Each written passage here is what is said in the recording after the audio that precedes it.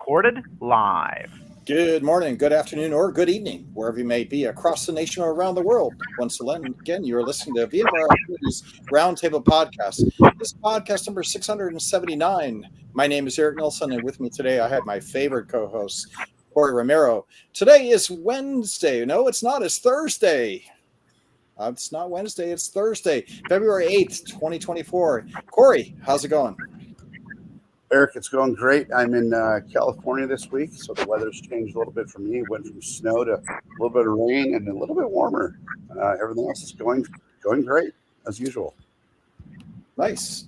Well, I'm happy that you're. I hear you're in California, so that's good. You get a little bit of rain here as we've been kind of soggy, but the color of the bay. We should do the color of the bay. Matt's not with us today, but color of the bay is a beautiful clear green because we got a day of sun with a little bit of brown tinge because of all the mud running off the rivers. So it is a Silicon Valley classic winter where we've got a little bit of sun coming out, and then I think we get another day or two of rain coming up in the calendar in another week or so. So it's classic California winter here in Silicon Valley and in Palo Alto. So nice to be here. Corey, I don't know if you guys got anything going on with VExpert that we should talk about. I know we're ramping up the call for papers on March 15th or maybe March 20th for this year's Explore. A lot of the papers are going to be used this year, so they are rotating back to external content, not content necessarily from all of the divisions and BUs. So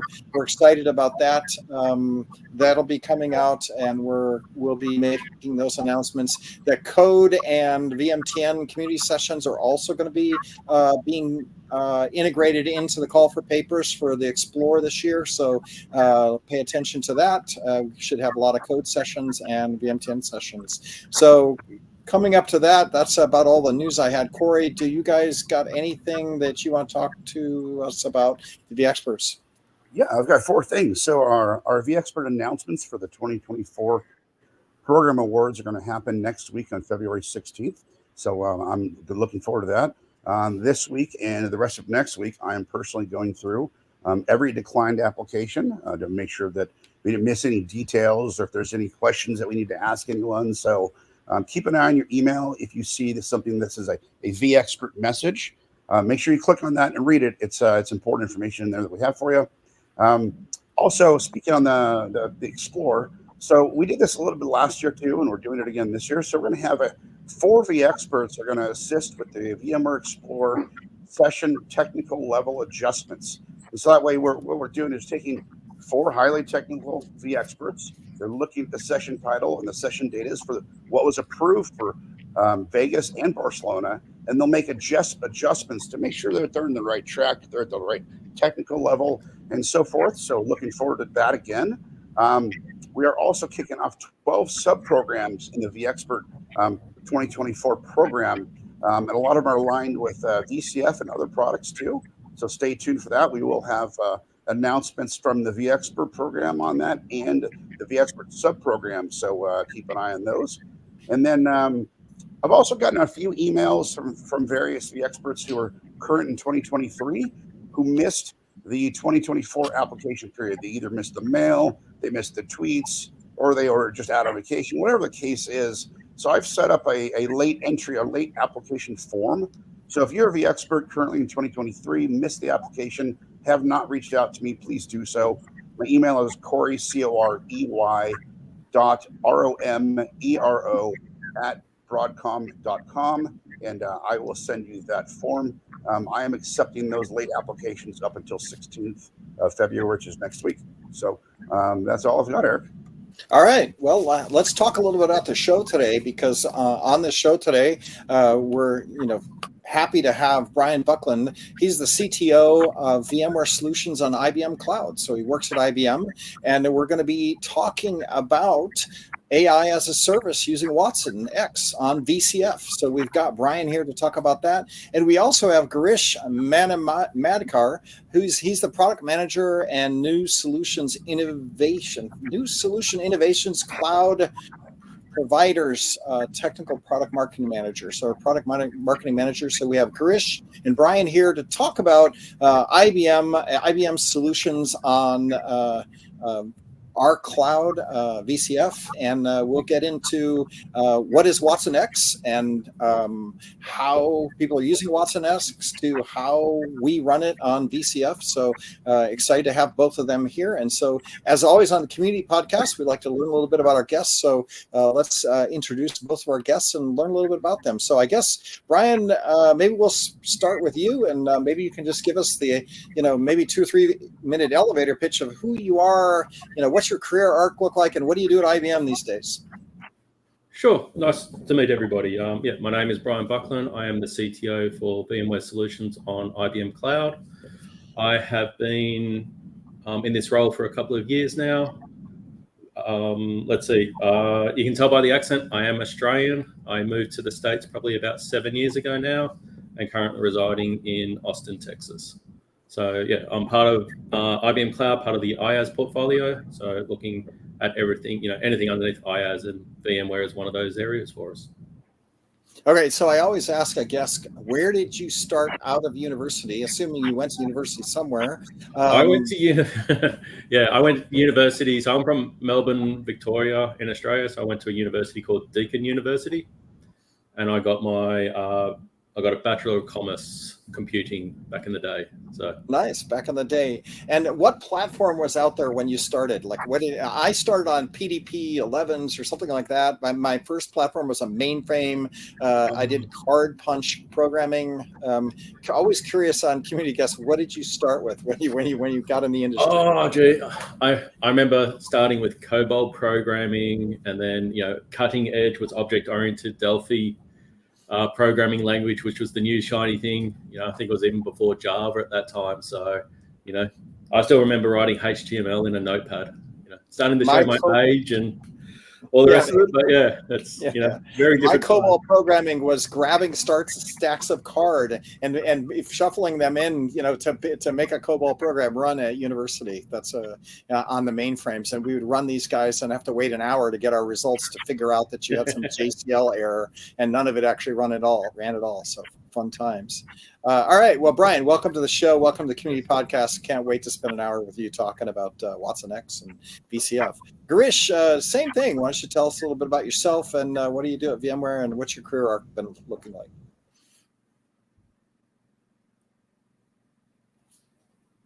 Day.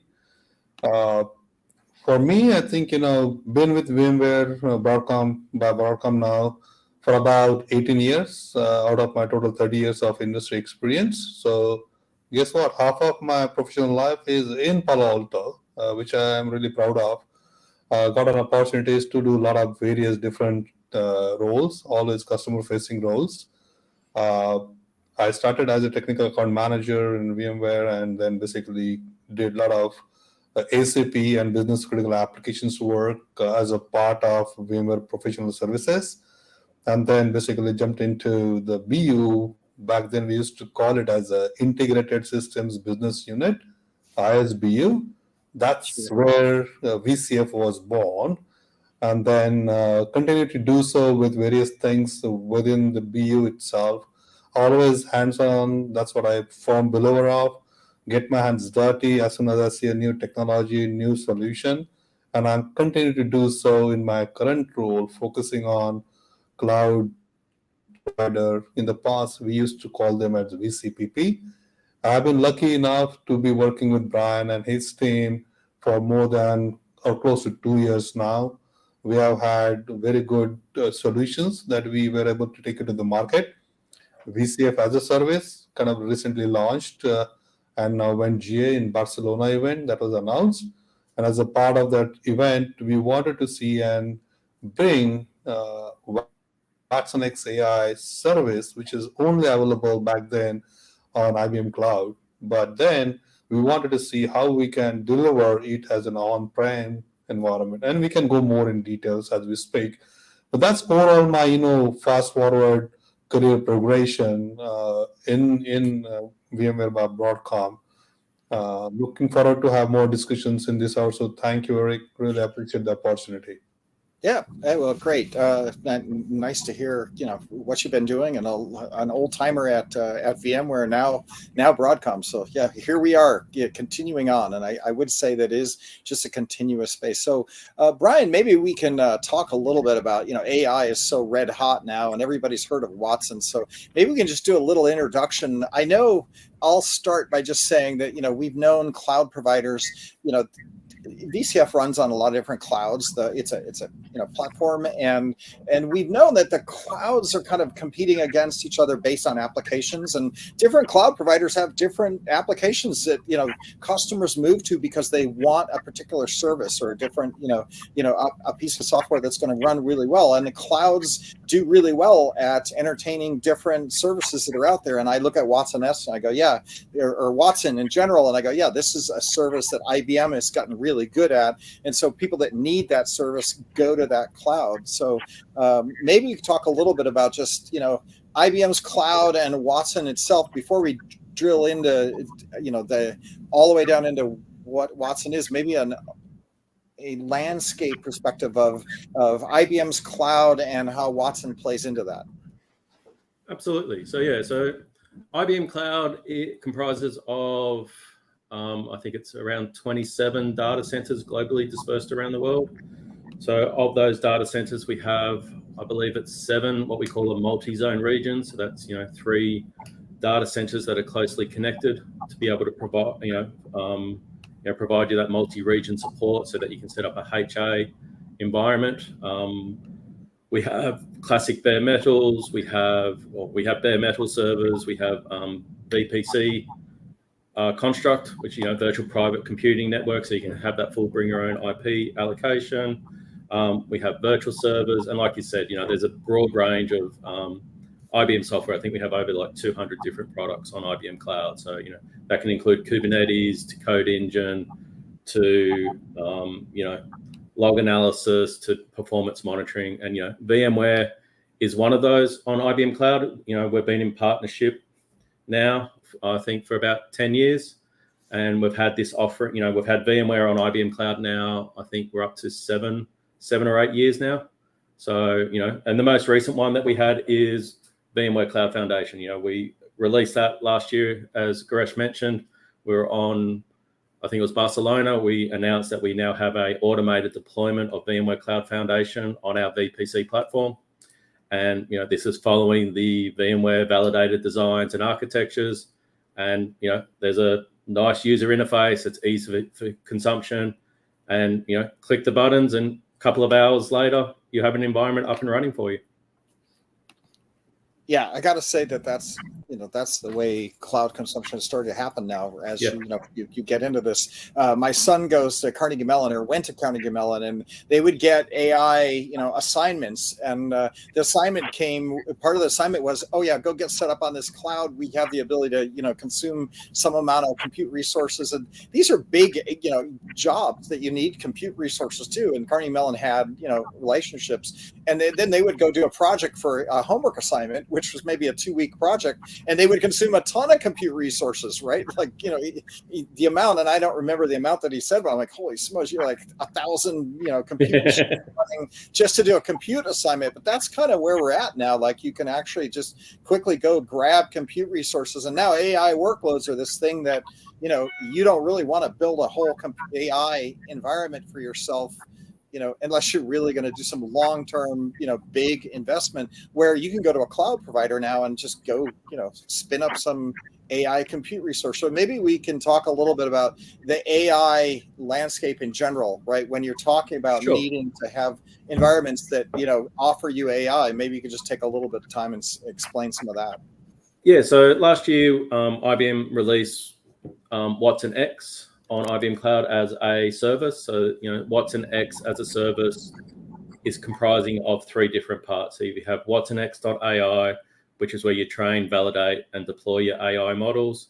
You have WatsonX data. So this is where you can, you connect the data that you want to analyze with your AI, and that can be like data warehousing, or, that's where you can go through and tune what you need to do. And the last part of it is WatsonX governance. This allows you to, explain transparently and responsibly all your AI data flows, and how you're using AI within your environment. So those three parts combined form WatsonX, and that's running on top of our Red Hat OpenShift platform layer. So as part of that, so we have, I guess, from WatsonX, we have it as a service on IBM Cloud, and as part of the the proof of concept or the validation we did last year with Goresh was actually being able to run that WatsonX software on premise, so that you can actually, there's a product called IBM Cloud Satellite, which allows you to run IBM Cloud services locally.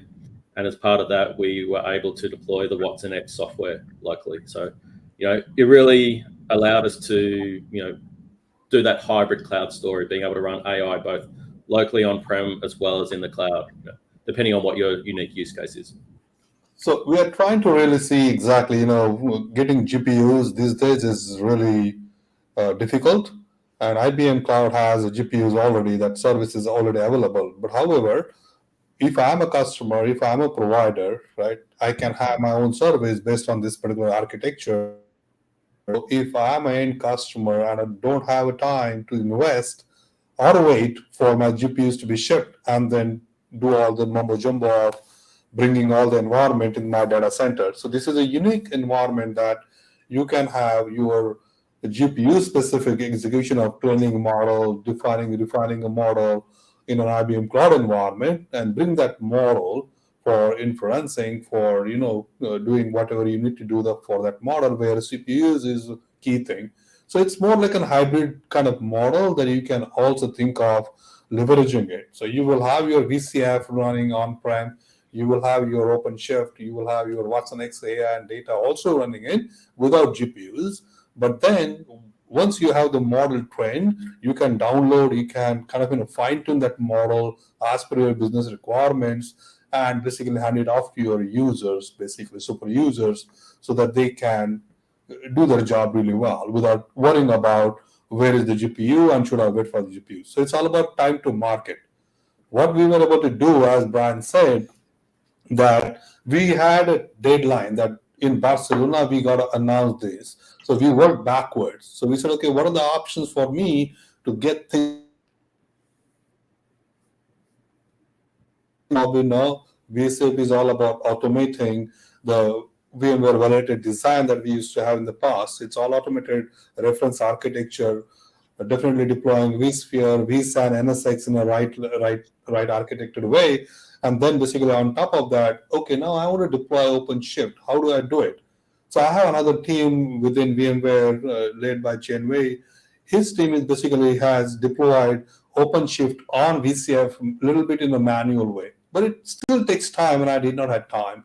So then I went back to Brian. I said, Brian, do you want me to do all these things and still wait and not sure if my OpenShift is up and running fine? Then he said, you know what, actually we can leverage IBM Cloud Satellite. I said, what is it? I did not know about it, right? So Brian said, actually, Satellite will help you really bring those IBM Cloud offer services to an on-prem. I said, bingo. So we're going to spend some time and understanding what are the requirements, what it is that it takes for me to define and connect my on-prem to an IBM Cloud using IBM Cloud Satellite.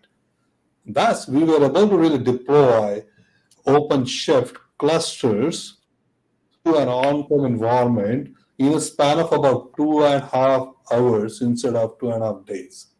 So look at the sheer amount of automation delivered by IBM Cloud Satellite, so that at least I can get my OpenShift quickly up and running. And then we were able to bring all the WatsonX AI data, and storage configurations very, very quickly in a one day, because we were working with a non-GA product. It was still in a development. So we had to do a little bit of, hand scripting and a little bit of a manual changes, configuring the GPUs and things like that, right? Once that is done, then it was really cool to really see that, hey, I can download the foundational models, I can run some, prompt labs or AI as a service based on some data and things like that. So it was really good for us to really drive the steps with the backward clock, actually. Yeah. That makes sense. I understand that. And back to the original GPU, availability point that you guys made at the very beginning here, which is, we hear horror stories of, if I'm on AWS and maybe I shouldn't use that word, and I get a GPU, I better not bring the VM down. I better not do anything, because they'll reharvest it. And then if you want to get another GPU, good luck.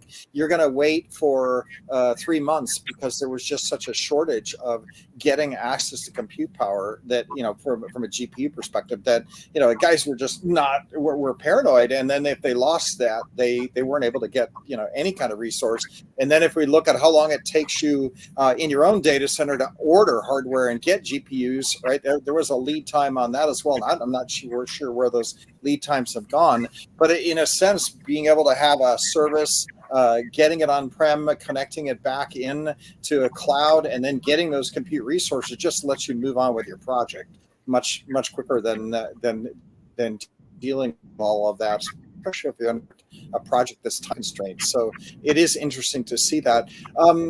When we talk about our data models, and I look at this and I go like, okay, some of this has to be planned out, because you are generating your data models, and where is the data coming from, right? How are you generating that? And then you talk about, how to get my data back up into the cloud, right? Like how do you guys go about setting that up when you're talking about getting quantities of data into the models that you can then process and build your models? Like, it's all data driven, right? So what's the data connection model there? So yeah, just trying to think through. So I know IBM Cloud, we have a product out there called Aspera, which allows for fast file transfers. So you can transfer that data from your on-premise into the cloud. We have, IBM's is trusted, and we have encryption. Like, all our storage, you can encrypt all your storage. You can bring your own key. You can keep your own key. So you can upload that into Cloud Object Storage, so the language models can go reference that and read through all that different data. If that's websites, PDFs, you can get into doc summarization, where you're trying to load all your documents that you want summarized, and then have the language model spit back out an interpretation of that for you. But yeah, most customers usually connect into a cloud environment with a direct link or a VPN connection. I was going to say, and then there's the whole need of security, and do you want to even put your model up there, right? And how do you do that? Or maybe you keep it on-prem, but then you just move the data you need for the model generation with the GPUs and so forth. So it's kind of like a complicated strategy depending on where your data needs to sit, right? Correct. And that's where, having WatsonX in the hybrid model, I think, is really valuable to our customers, because, if you do have that on-premise sensitive data, it is available to you that way as well. Like you said, you can transfer your data securely up into IBM Cloud, and you can use the SaaS offering to, be able to not burst into cloud, but, you have the GPU processing power as part of this service for you to actually utilize your AI technology. Right. So because we're going to transition into the VCF conversation here, right? Because I learn a little bit about WatsonX here and how you're, building that. But then if we start talking about VCF, right? Like, VCF is an underpinning that just sits underneath Red Hat, and the whole stack sits on top of that. Like, maybe I can understand a little bit about where VCF lives, and then what layers on top of that. And I think you mentioned it already, but let me just go back and ask that question again. Like, it was VCF, NSX, vSAN, vSphere sitting underneath, but then all of this layers on top of, right? Is that right? Yeah, I think VCF is a new vSphere. So if you are familiar with vSphere, so VCF is a new vSphere, which basically is hypervisor, storage is vSAN, and networking is NSX. Right. So everybody should be clean about that, right? And so when you're talking about where that lives, right, that lives on IBM's cloud, right? And then you have the on-prem, I forget the name of what you call the piece that's on-prem. Does VCF sit under that as well? Or I'm trying to get an understanding of how it goes together. Yeah. So let me double click on, exactly what we really did. From a solution validation perspective. So we wanted to showcase hybrid model. We want to make sure that if there is a customer need, take an example of a customer or provider outside the US, which is talking about sovereign cloud, data sovereignty, data locality, right? So we wanted to say, can I help any provider or a customer to deliver AI as a service in that data sovereignty region, right? So we said, okay, what we can do, we can definitely have VCF on-prem version, which we normally do. This is how we do it as a dedicated private cloud. On that, can I deploy OpenShift? Absolutely, I can do it. Right. What are the different ways? There's a way that you can do manually. There is a semi-manual way, and there is an automated way. So I said, okay, what is the time it takes to do first two options? Maybe a couple of days.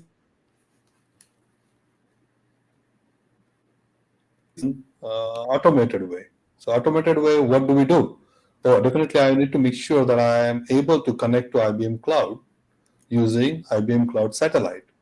So what we did essentially, we got VCF environment on-prem. We got one workload domain with GPUs enabled, which basically were A100 40 gig.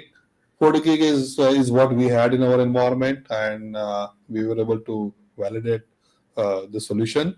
So once we have our on-prem environment up and running, workload domain is there, GPUs are enabled, we were able to then configure IBM Cloud Satellite to essentially establish a link between my on-prem environment with respect to the IBM Cloud account that I had, right?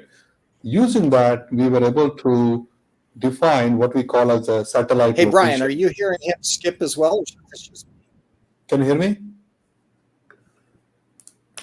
So hold on a minute, second. Brian, are you getting a lag from Girish? Yeah, keeps some stuff freeze. His video freezes, and then we lose the audio. Right. Okay. So that's what I was gonna say. Just turn off your camera, Girish, and I think you'll be fine. Yeah.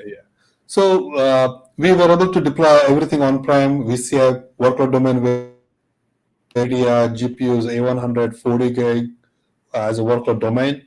Then we wanted to connect to the IBM Cloud using IBM Cloud Satellite to deploy OpenShift in 2 hours or something like that. So we deployed OpenShift on-prem environment. Fine. So everything is on-prem, right? Satellite gives me an ability to deploy OpenShift in an automated fashion quickly, right? Right. It will configure all the stuff, all the details that it requires, right? There are certain prerequisites. I need to have the Red Hat Linux virtual machines deployed in my environment. It has its own set of capacity requirements and things like that. So those are typical that you can find it in any of the documentation. And then OpenShift was able to deploy through satellite in 2 hours. Boom. Now everything's on-prem, done. How do we do it? So we want to do a WatsonX AI deployment. So IBM engineers were able to connect to my on-prem environment through IBM Satellite and essentially deploy various components that Brian was talking about. There is a storage that needs to be configured. There is a data that needs to be configured, and the AI.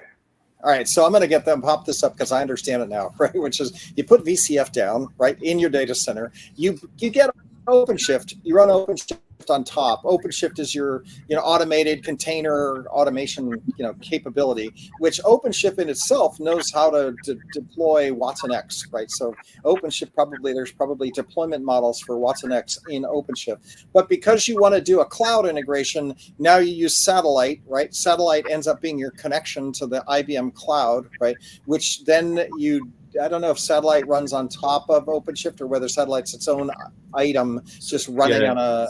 Satellite is providing the capability to run, platform as a service capabilities that are in IBM Cloud. You get the same on-premise in your own environment. So, you can do Red Hat OpenShift clusters. You can do IBM Cloud databases. So you've got the different databases that we have in cloud that are as a service. They can be deployed locally within your local environment and then be presented to you in that manner. So you're getting, the benefits of a automated compliant process that's available to you in your own environment in a quick fashion. So there's a lot of time to value. You don't have to learn how to install Red Hat OpenShift. You can deploy this out here, and then you have it available for your team members to keep moving. So if you just drop satellite in, it's running on hardware? Is it running on just Red Hat virtual machines or Red Hat bare metal servers? And then from there, we connect it up to the cloud, and then it rolls out the automation to be able to get, a control plane up and running. And then from the control plane, it also has like a workload plane after that to be able to deploy these different services. So the only question I have then is, does satellite run on VCF or not really? It does. So okay. All right. Yeah. Right. Yep. So now you got satellite, you put satellite there, you get OpenShift as part of satellite, and then it's connected back into your cloud, and away you go. Right. So it's to some degree, podcasting requires us to like virtually in our head describe it in English that everybody can kind of build that model, in your head without having some slides. Right. So I got that. So that makes sense. Then you get Watson on top of that, and WatsonX, and then you've told us about the 3 different services that you have as part that's defined as part of WatsonX, and away you go. So then I got to ask, like, how long? You said how long, but if I wanted to go do this and get this connected, you seem to think that I'll be able to do this relatively quickly, but I'm just curious to reiterate how, if I were going to do a project like this, I would expect to map this out, do an architecture to it, and then it would take me a week or 2 to be in this space, right? Is that I kind of assume that's still probably accurate. Yeah, so getting IBM Cloud Satellite up and running, that's less than a day, right? As long as you spin up your virtual machines or your bare metals with the Red Hat operating system, run the connectivity, that's pretty quick. Automating the satellite control plane and getting the Kubernetes cluster up and running, once again, that's less than a day. Currently, the Watson data and the Watson AI are manual deployments, so you would have to follow the instructions to go through that. We are working, coming soon, probably within the first half, is we're looking to try and automate that deployment so that, we get the full benefit of everything that we're going through. But today it is manual, so not really sure how long that takes, but, a couple of days would sacrifice.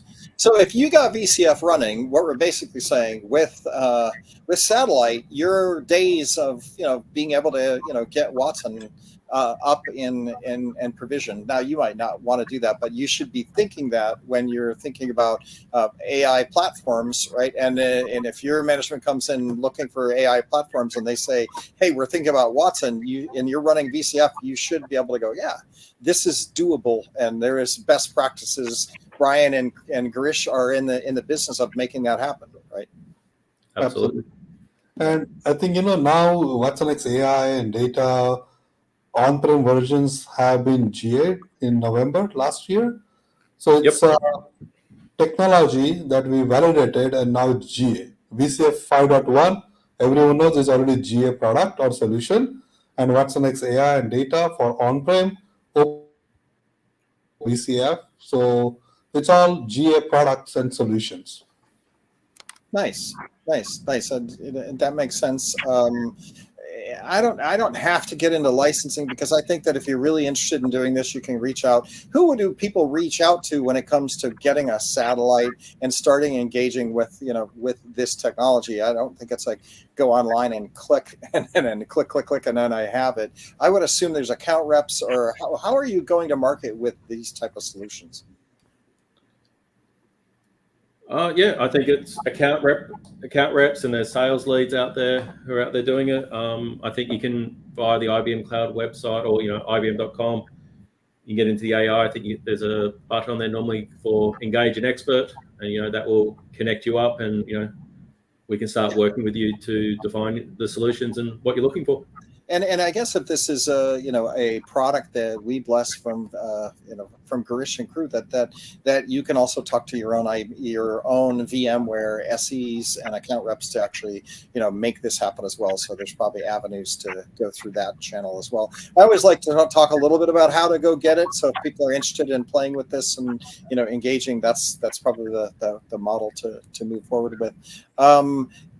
before we get into the funner part of the podcast, which I like to do, which is like, tell me what's interesting about WatsonX these days. Like, tell us some stories about, have you seen any interesting places where it's been used? What excites you going into next year?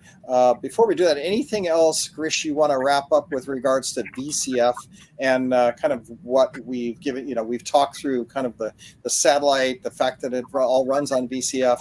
You get satellite, you connect, you get the WatsonX services. Anything else that we should call out before we have fun talking about where AI and Watson is going? Yeah, I think one more point. You just brought up a really good point about how do I have, if I'm a seller, how do I go find out within, Broadcom, who is who can help? Certainly reach out to, your seller team members. If you're a customer, ask them about this solution. They are probably aware of it.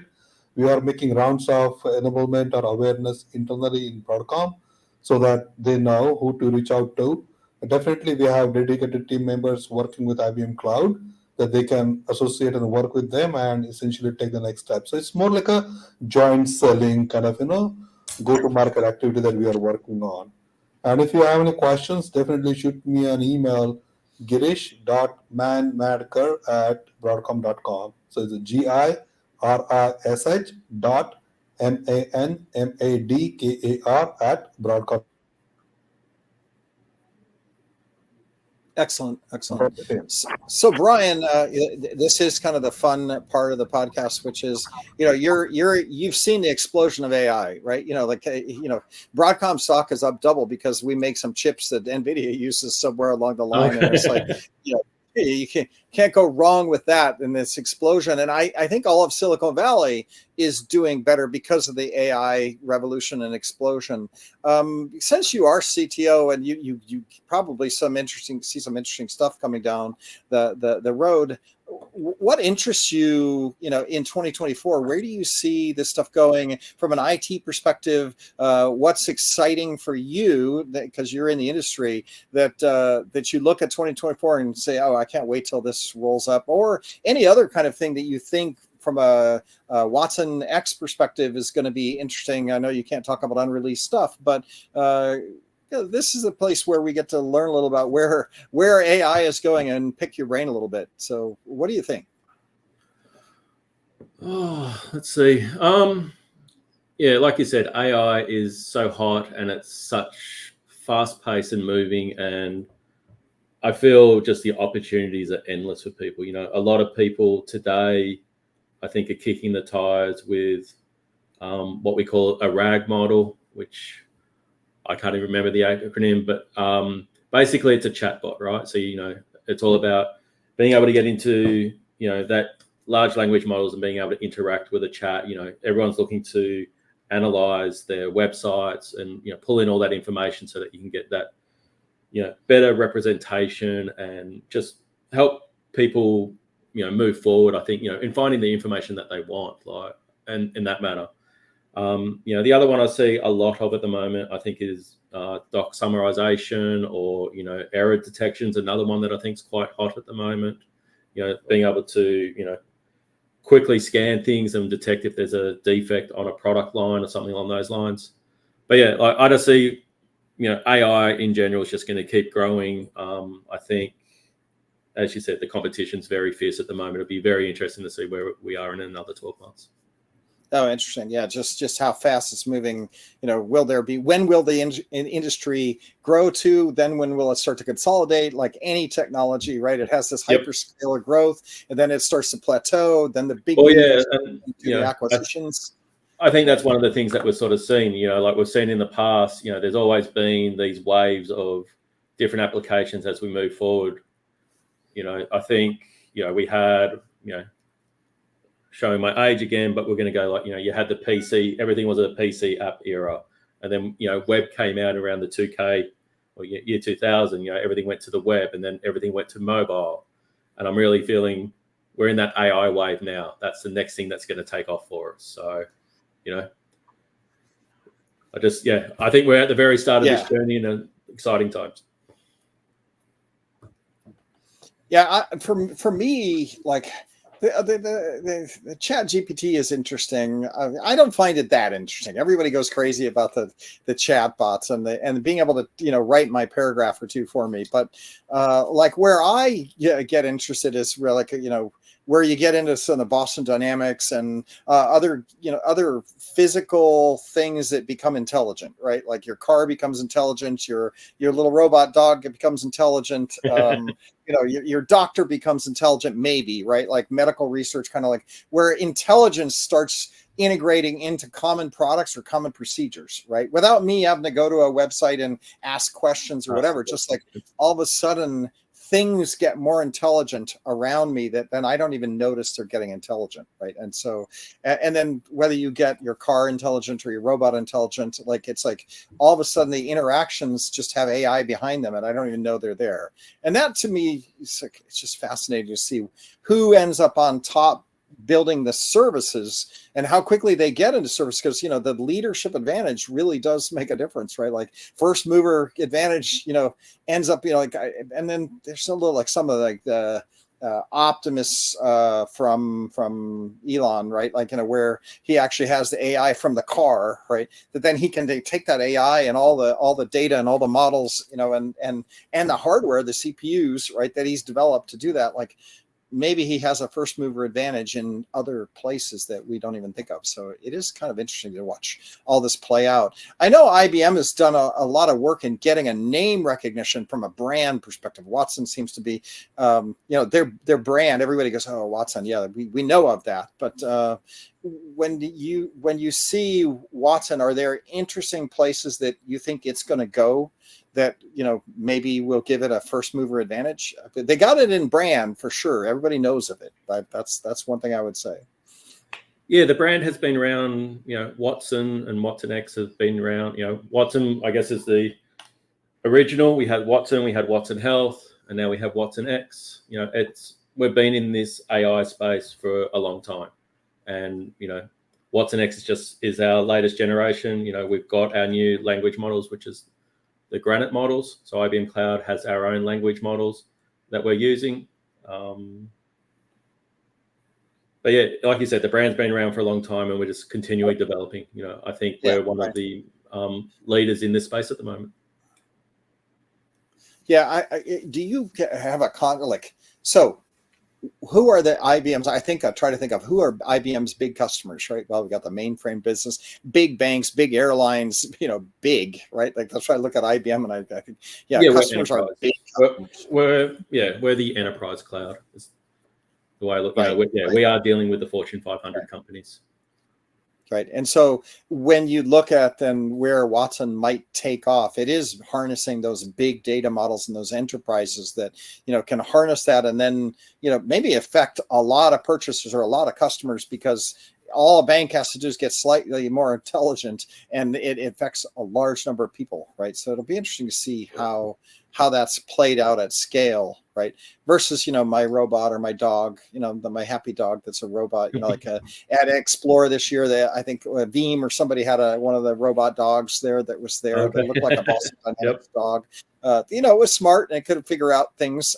So interesting. So there's but I guess I think at IBM at scale and big enterprises doing big programs, right? I guess that's what we'll have to watch and see how the AI piece gets applied to industry that way, enterprise industry. Yes, yeah, I think it'll be interesting to see. Yeah. Girish, I'll ask you the same thing. Whether you have anything that excites you going forward in 2024.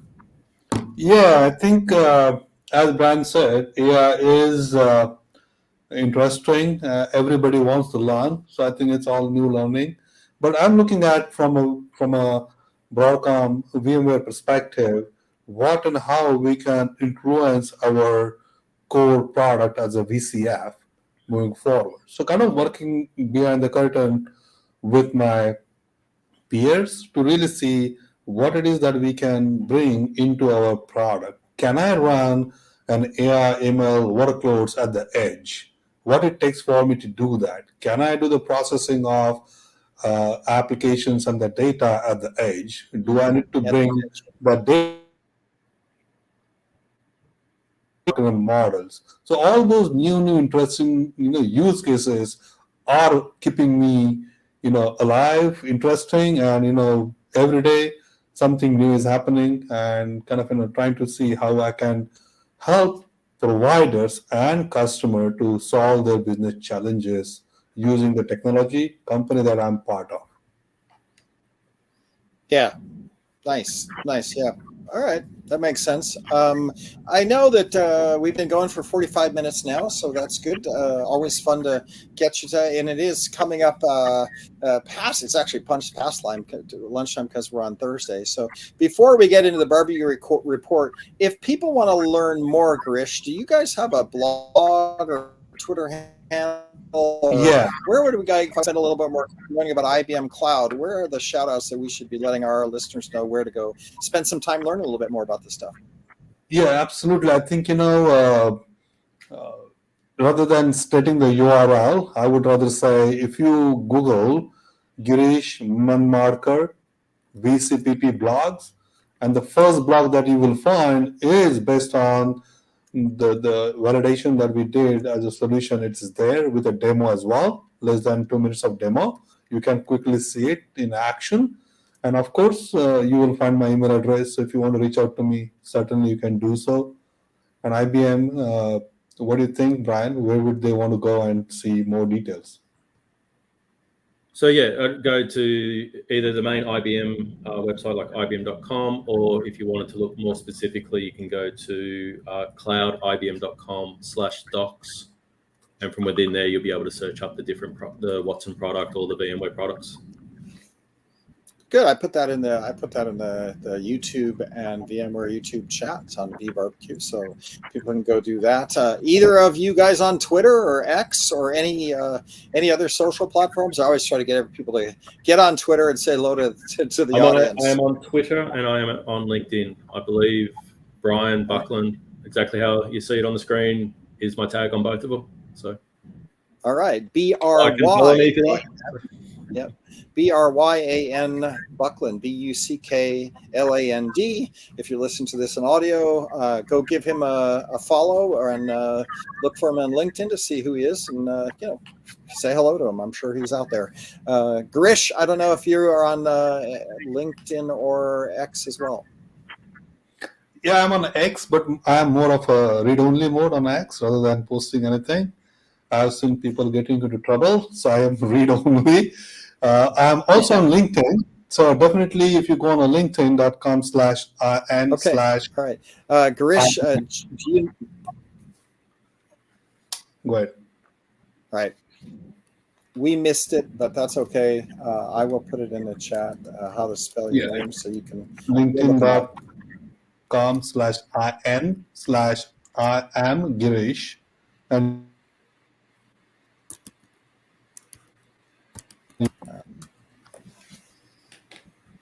you are plagued by the Broadcom internet, if I were to guess, because you fade in and out here. You are right. You are right. Yeah. I think you're probably in one of the hilltop buildings too. Creekside F, yeah.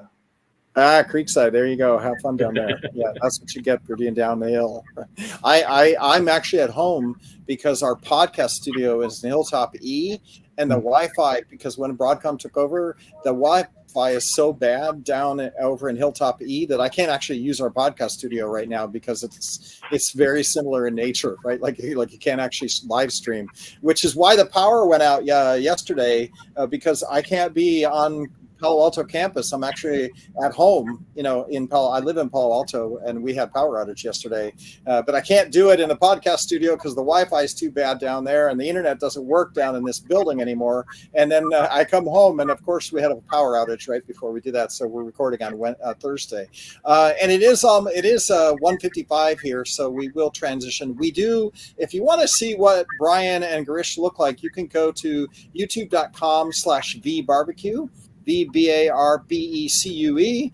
We do live stream there. Most of you listen on iTunes, so I know you're probably not looking at our camera view, but if you want to see what Brian and Grish look like, you can go check that out. We do live stream there. And V Barbecue, we always do a barbecue report at the end of the show, so we will stay to that. So Brian, I'll ask you first. Where are you located? I think did you say Texas or somewhere? Austin, Texas.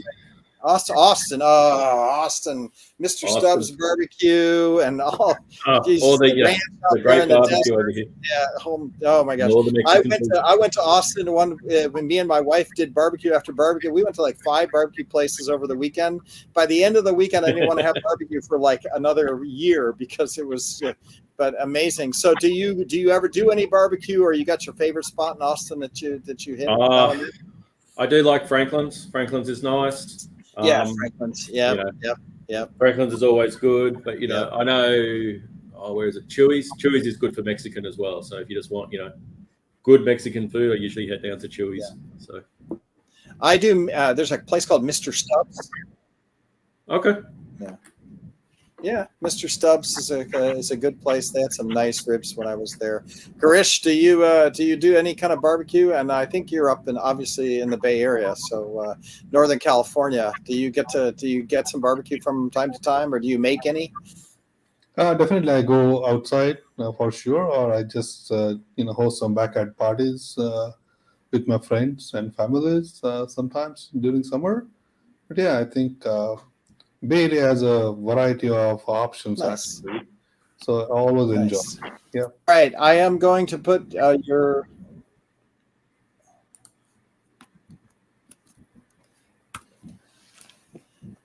He's plagued. You're plagued, but that's okay because I got your LinkedIn address. So I'm going to just go with your LinkedIn address, which is https:// no, this isn't LinkedIn, but this is maybe where to find you. via.vmware.com/gman, GMAN. So go look.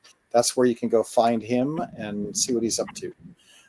We are at the top of the hour, so I would like to thank Brian and Garish for being here and just giving you some basic info on Watson and WatsonX and the fact that it runs on VCF and you can go get that up and running if you need to and get access to vGPUs and and reach out to Garish and Brian if you need help with that. I'm sure their account reps can help you as well. But thanks a lot for spending a lunchtime, supposed to be lunchtime, with us, with the community. And I guess I got to ask both of you: do you both end up at Explore in Vegas? Yes. Absolutely. Yep. When I'm normally a participant there. Usually do a few talks. Maybe not at the IBM booth. So. And with that, I think we've lost everybody. So we're going